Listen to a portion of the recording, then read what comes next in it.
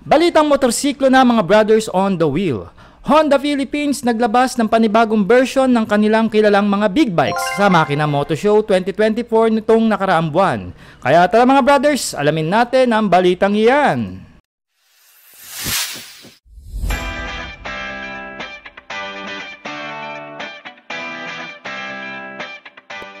Una nga sa ating listahan, ang bagong touring bike ng Honda na ipapalit nila sa CB500X. Yan nga ang NX500.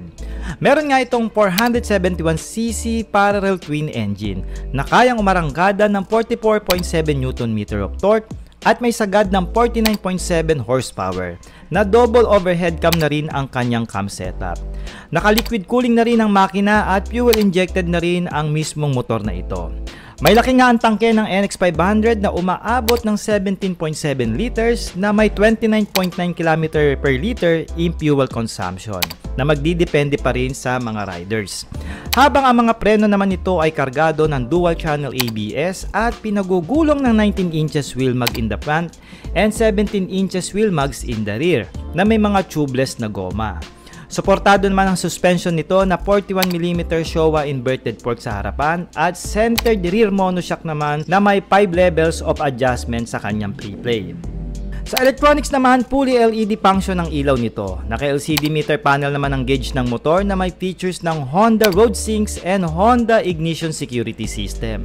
At ngayong 2024, may cash price ito na 404,000 pesos. Mag-comment naman kayo mga brothers ng yes NX500 kung sakaling nagustuhan nyo ang bagong touring big bike na ito.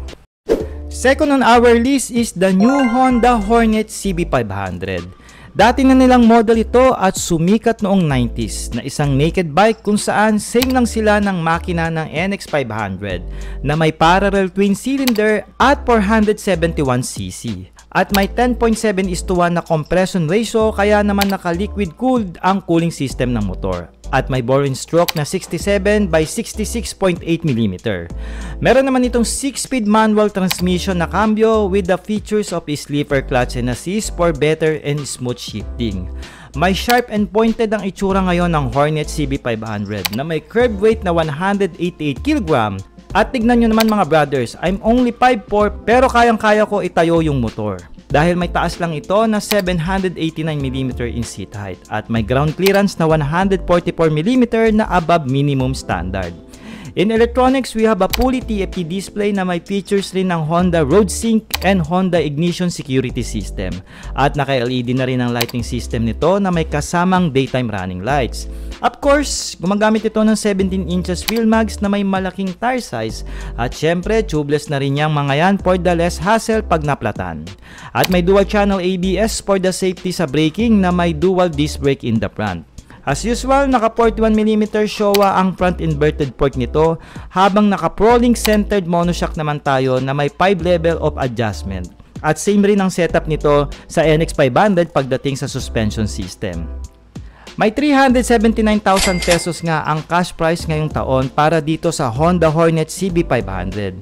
At kung naangasan kayo mga brothers sa bagong version ng Hornet, paki-comment naman ng yes Hornet dito sa comment section. Third on our list is the naked inline 4 ng Honda. Yan nga ang CB650R na may agresibo and modern classic design na tinawag nilang Neo Sport Cafe at samahan pa yan ng camelback shape na tangke na may capacity na 15.4 liters fuel tank. At nag-claim nga ang Honda Philippines dito ng 20.9 km per liter in fuel consumption. I was surprised nung nasakyan ko ito dahil kayang-kaya na isang 5'4" na in height na katulad ko na may seat height na 810mm habang may bigat naman ng CB650R ng 203 kg incurred weight. Nasaktuhan lang para sa isang 650cc na big bike. Meron nga itong modern classic style na lighting system na made by LED na rin. And we have a LCD display naman sa kanyang meter panel at may features rin ito katulad sa ibang big bike ng Honda na Road Sync application and Ignition Security System. Syempre, isa itong modern classic bike kaya naman pinagugulong ito ng standard 17 inches wheel mugs habang pinahihinto naman ito ng dual disc brake in the front and single disc brake in the rear na kargado ng dual channel ABS. Sinusuportahan naman ng centered monoshock na may 10 stages preload adjustment and 41mm Showa inverted fork naman in front suspension. We have a screaming inline-4 engine in a 649cc to be exact, na double overhead cam ang cam setup. And yes, naka-liquid cooled ito mga brothers dahil mataas ang compression ratio ng makina na umaabot sa 11.6:1. 6-speed ang cambio ng motor mga brothers na may international standard pattern at kargado na nga rin ito na slipper clutch and assist for better shifting performance. At ang bagong features ng Honda mga brad, the e-clutch technology, na no need na mag-clutch lever sa tuwing kakambyohin natin ang motor na mabisang gamitin sa mga traffic na sitwasyon katulad sa mga syudad para iwas ngawit sa ating kamay. At kaya naman sumagad ng CB650R ng 93.4 horsepower at 12,000 RPM. Habang ang arangkada naman nito ay umaabot ng 63.3 Nm of torque at 9,500 RPM. Meron itong presyo na 524,000 pesos in cash price ngayong taon mga brothers. At kung natipunan nyo ang big bike na ito, please comment yes CB650R sa ating comment section. Kung ayaw mo naman ng isang naked sports bike mga brother, ang ma-offer naman sa'yo ng Honda is yung kanilang preferred na CBR650R na same lang naman ang makina dun sa CB650R na una nating pinag-usapan. So meron nga itong 63 Nm of torque na arangkada at may dulong 93.8 horsepower in power ratio. Fuel injected na ang sports bike na ito at may bore-in stroke na 67/46mm habang may compression ratio na 11.6:1. At dahil dyan, mainit ng sobra ang engine temperature nito, meaning naka-liquid cooled na ang cooling system ng makina. Kung katulad kitang 5'4" in height mga brothers, ay tsak na mamamanage mo itong CBR650 dahil kita nyo naman na itatayo ko yung motor during ng aking bike fitting na may taas na 810mm in seat height at may ground clearance naman ito na 130mm. And speaking of timbang mga brothers, ito nga pala ay may bigat na 208kg in wet weight. And para sa akin, all goods na ito para sa isang 650cc na sports bike. May agresibong body design ang CBR650 mga brothers na tsak na hawi lang ito ng hangin during ng high speed. At isama mo pa dyan ang racing style nitong LED lighting system na nagbibigay identity dito sa CBR650 ng Honda. Of course, naka-LCD display na rin ang meter panel nito mga brothers at may features rin ito ng apps connectivity ng mismong Honda at ignition security system rin nila. At may tank capacity tayo dito ng 15.4 liters na may claim ang Honda ng 20.9 km per liter in fuel consumption. Pinaihinto naman ito ng dual disc brake na naka-radial mounting ang caliper na preno sa harapan. Habang ang likod naman nito ay naka-single piston caliper disc brake na may features na rin yan na dual channel ABS for safety. 41mm Showa inverted fork ang meron sa front suspension ng motor. Habang ang likod naman nito ay naka-centered monoshock na adjustable in a 10 stages pre-play. Since ito nga pala isang sports bike, bali pinagugulong ito ng standard wheel mags na 17 inches na may tire size na 120/70 in the front and 180/55 in the rear. Syempre, tubeless na rin yan para less hassle sa mga flat. 554,000 pesos nga pala ang cash price nito. At mag-comment nga pala kayo ng yes CBR650R kung nagustuhan nyo ang big bike na ito. Alright!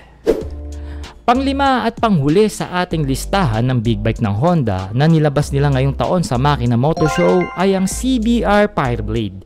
Itong motor na ito ay pangarap ng karamihan, lalo na yung mga sports bike rider natin dyan. Paano naman kasi mga brothers, nasa 1.7 million lang naman ang presyo nito. At kapresyo na nga siya ng isang house and lot. At sigurado pag ito ang motor mo, hindi mo na ito lulubayan kahit sa pagtulog mo. Anyway, tara tignan natin na mabilisan ang specs and features ng motor. Isa nga itong track ready na sports bike, meaning pwede mo itong isalang sa mga racetrack na meron tayo dito sa Pinas at legally mapatakbo naman sa mga public road dito sa atin. Meron nga itong halimaw na 214.5 horsepower at 14,500 RPM na dulo at kayang sumibat ng 130 Nm of torque at 12,000 RPM na siguradong iwan ng kaluluwa mo dito kung sakaling iarangkada mo ano ang big bike na ito. Meron nga pala itong inline 4 engine na may 1000cc na cylinder. Na twin cam na rin ang valve setup nito na may total of 16 valves sa lahat ng piston niya na parang isang makina na nga ng auto. Of course, it is PGM-FI pagdating sa kanyang fuel injection na may fuel consumption ang claim dito ng Honda na 14.9 kilometers per liter. Kung sakaling chill mode ka lang ha.